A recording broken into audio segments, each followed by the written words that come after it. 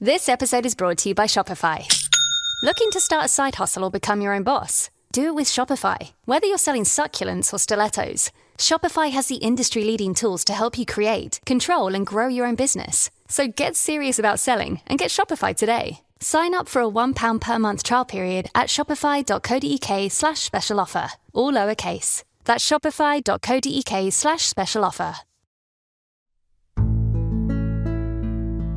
Hello and welcome to Audiobook Connection, behind the scenes with the creative teams.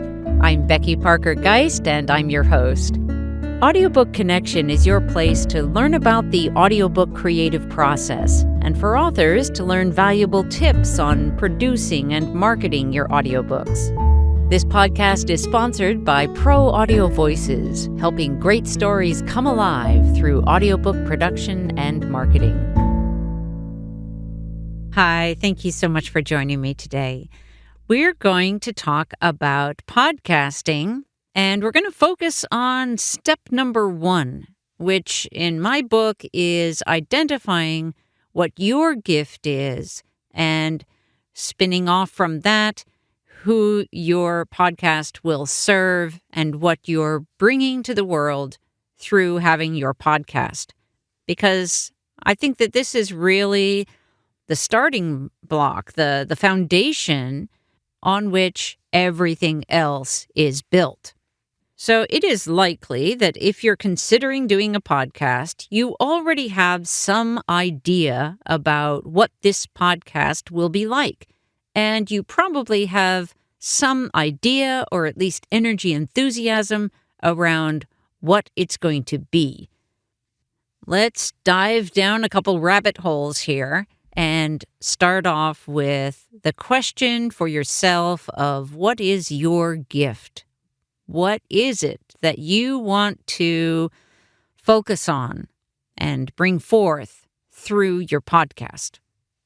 Do you have industry-specific information that you'd like to share? Do you have a great expertise in interviewing people and in helping draw out their gifts within a specific realm? Are you someone who loves to do research and share the things that you have learned and to analyze those things that you've learned as you're sharing them? Are you just really entertaining? And you want to be able to bring smiles to people's faces and to maybe it's a comedy show that you have in mind. You know, is it something that is about entertainment? Or maybe you love to create really scary stories and your podcast is designed to serve that audience of people who love to have a kind of a creepy scare. Maybe it's a thriller or a horror kind of podcast where you're creating scenes or, you know, whether it's written material or just radio drama kind of thing. What is it that gets you excited and that you really want to share? Once you're really clear on that, then the next rabbit hole to step into would be, who will your podcast serve? Because really the only reason to do a podcast is for it to be heard by other people. Those other people are only going to take the time out of their lives and commit to listening to the content you're creating if you're creating something of some value to them. This is where it's really critical to understand who your audience is. And we always say, in the audiobook industry, in the book industry, in pretty much any industry where you have something that you want to share with the world, then you really need to understand which segments of the world you're reaching out to. Because if you don't know who you're reaching out to specifically, then what happens is you put out these generalized messages, kind of hoping that someone will be able to find you.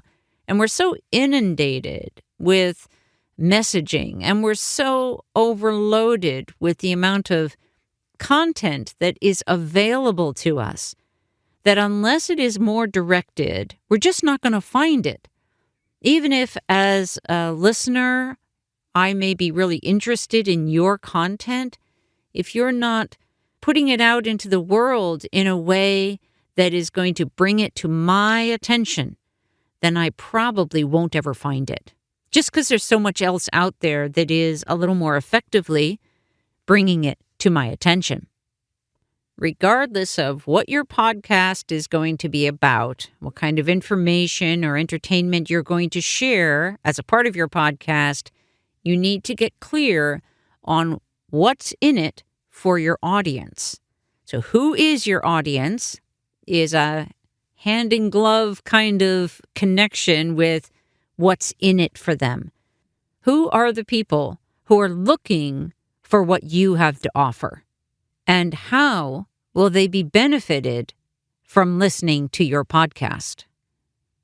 It's worth spending considerable time on really evaluating these questions, diving into these rabbit holes before you start your podcast for a number of reasons. Even if you're already clear, yes, I'm definitely going to do a podcast. Yes, I have these ideas.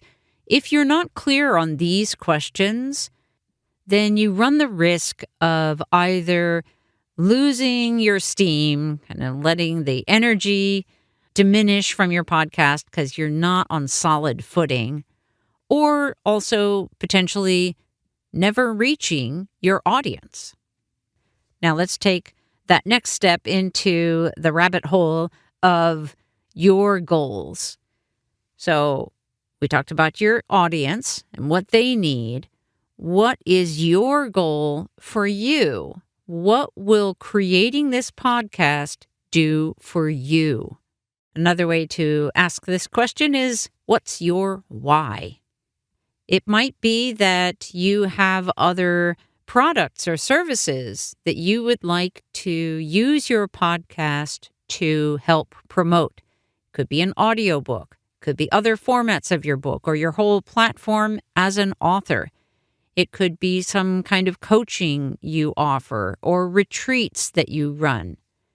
Maybe you have a lot of insights into financial information and you offer services as a financial planner, for example. If you have both products and services or multiple products and or services, then your podcast will have an increasing overall potential benefit to you. If you're a keynote speaker, for example, and what you hope to gain as a result of developing your podcast is to gain speaking gigs where you're earning tens of thousands of dollars for each presentation, obviously your podcast is going to be a really great investment. So just to wrap up this part of the podcast, and then we're going to take a short pause, is the first thing you want to do is you want to identify your gift and who your gift will serve. What kind of podcast are you going to run in terms of what you're providing for your audience? Then after our pause, we're going to get into the implementation and some questions that you'll want to ask yourself as you move into implementing your podcast. So let's take that pause. We'll be right back. Are you considering starting your own podcast or already have a podcast that you'd like support with? At Pro Audio Voices, we customize every proposal to ensure you get the support you need. Want social media support to get you launched and rolling with a fast-growing audience? No problem. Need a podcast manager to keep you on track and manage all the post-production and posting of each episode? We've got you. Looking for guidance or a mentor to ensure your growth? At Pro Audio Voices, we're committed to your success. Schedule a call with one of our team to discuss your podcast project today. Now that we're back, let's talk about implementation. We're clear on what we're doing in terms of what you want to provide.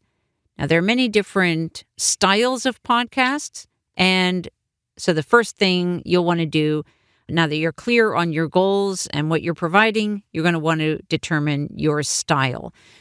When I say style in this particular context, I'm talking about things like, are you going to be doing a solo host where you're just providing tips, for example. You're sharing your knowledge, one person talking into a microphone.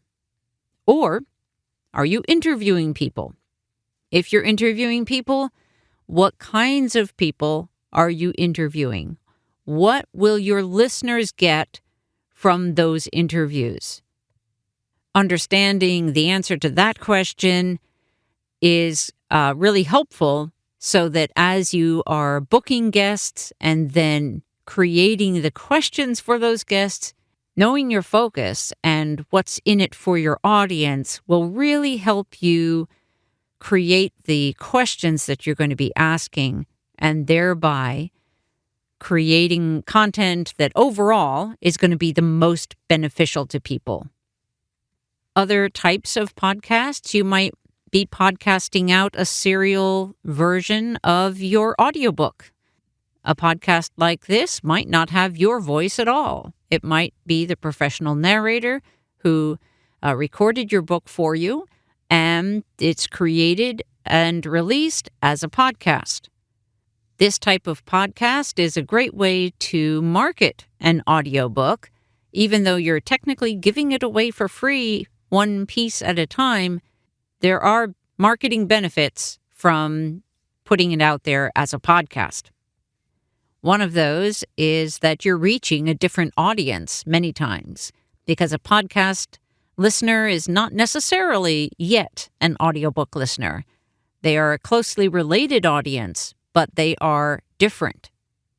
If your podcast is for entertainment, are you doing, again, a solo, or are you doing something where you're entertaining in a different way? Do you have a cast? Maybe it's a scripted podcast. That is also an option. Maybe it's partly scripted with characters from your audiobook, and then you interview guests, or your characters from your book interview guests. They could interview guests who are like real-life guests, or they could interview guests from other audiobooks. In other words, other characters. Fiction, interviewing fiction. Quite fun. Pulling back to the big picture of implementation, if now that you've gotten clear on what style of podcast you want to run, next we want to look at how frequently will you launch podcast episodes. And this is a real important question because you want to provide consistency and you want your listeners to be able to count on you to release that next episode when you say you're going to do it. Now, life has a lot of stuff that goes on, right? So we want to make sure that the frequency that we're committing to is something that's manageable. That doesn't mean that if you have a weekly podcast that you necessarily need to be able to record weekly because you don't have to do it live. In other words, I could, record several episodes of my podcast and just have them ready and scheduled out so that I can take vacations in case anything comes up that prevents me from recording. But you should give some serious thought to what seems manageable. You can, if initially you feel like, I don't think I can commit to more than once a month, that's okay to start there and increase your frequency rather than decreasing your frequency. It's better to increase than to decrease. So I recommend, if you're not sure, start with where you feel confident you can commit to the frequency, the schedule, and then you'll have the potential to increase that if you choose. There are some other early steps that need to happen when you're getting a podcast set up, and I'm not going to cover all of those in this episode, but I will have other episodes coming up where I'll dive deeper into some of those questions. I will say at this point that some of the things you're going to want to get prepared and will need to prepare are things like your first welcome trailer episode, which is basically where you're going to be letting your listeners know who you are, who this podcast is targeted to, who it's for, who it will help, what those folks will receive as a benefit of listening, so what they're going to gain, what's in it for them, frequency of the podcast, what your plan is for how frequently you'll release episodes, and the call to action to subscribe. Or if you have a different call to action, you could put that in there, but generally the most logical call to action is to subscribe to the podcast. At the start and the setup, you're also going to need to gather your metadata for your podcast, have a cover image that is to spec for the podcast platform or the media hosts, and to get your media host set up so that as you are launching, that you have a place to upload them and a place that will get them out to the podcasting public. Once your podcast is all figured out, set up, and ready to go, then you're really looking at ongoing production and distribution and making sure that you have an appropriate team to work with you, to support you in that process. I will say from experience, it is really helpful to have someone else editing the podcast, someone else managing the podcast, making sure that I'm staying on track on my own schedule and that everyone else is providing what they need to do. It's helpful to have someone else prepare the episode cover image.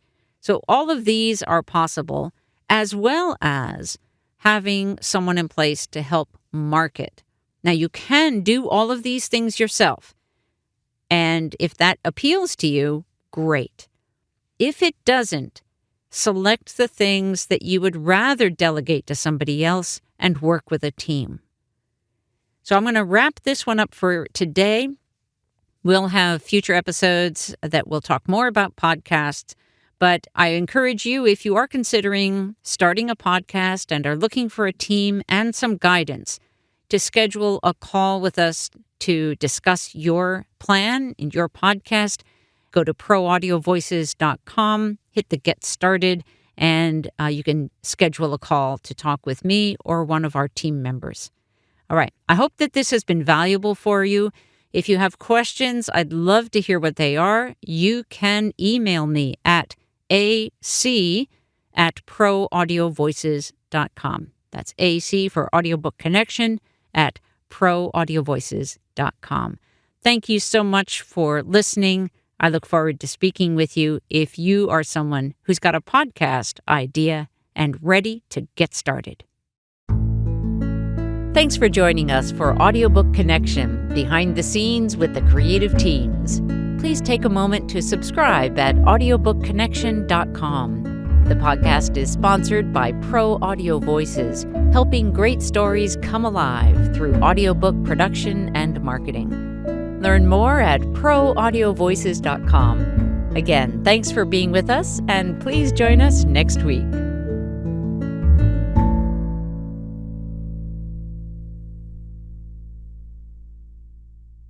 This podcast is a part of the C-Suite Radio Network. For more top business podcasts, visit c-suiteradio.com.